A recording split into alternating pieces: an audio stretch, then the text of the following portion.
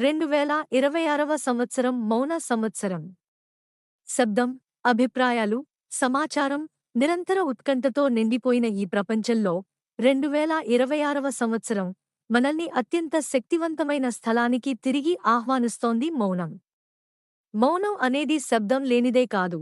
మౌనం అనేది అవగాహన యొక్క సాన్నిధ్యం.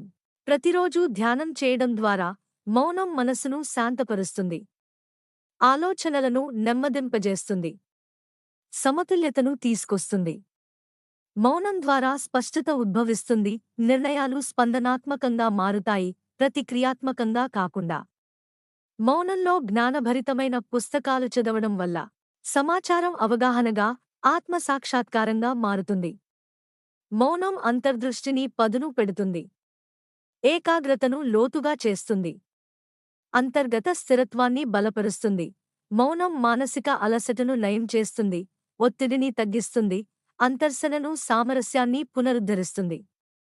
మౌనం కరుణను, సహనాన్ని, సృజనాత్మకతను పెంపొందించి జీవితంతో లోతైన అనుసంధానాన్ని కలిగిస్తుంది. మనం తక్కువగా మాట్లాడినప్పుడు ఎక్కువగా గమనిస్తాము. మనం నెమ్మదించినప్పుడు వినడం ప్రారంభిస్తాము. మన శ్వాసను, మన ఆలోచనలను, మన సత్యాన్ని, మన స్వరూపాన్ని, మన ఆత్మను తెలుసుకుంటాము. 2026వ సంవత్సరం అంటే లోతైన ధ్యానం చేసే సంవత్సరం, అవగాహనతో పుస్తకాలు చదివే సంవత్సరం, జాగ్రత్తగా మాట్లాడే సంవత్సరం, ఉద్దేశ్యపూర్వకంగా జీవించే సంవత్సరం, అంతర్ముఖంగా ఎదిగే సంవత్సరం. ఈ సంవత్సరం మౌనం మన గురువుగా, ధ్యానం మన పునాదిగా, పుస్తకాలు మన సహచరులుగా, అవగాహన మన జీవన విధానంగా మారనివ్వండి. శబ్దం నుండి స్థిరత్వానికి, సమాచారం నుండి ప్రజ్ఞకి, అవ్యవస్థ నుండి స్పష్టతకు.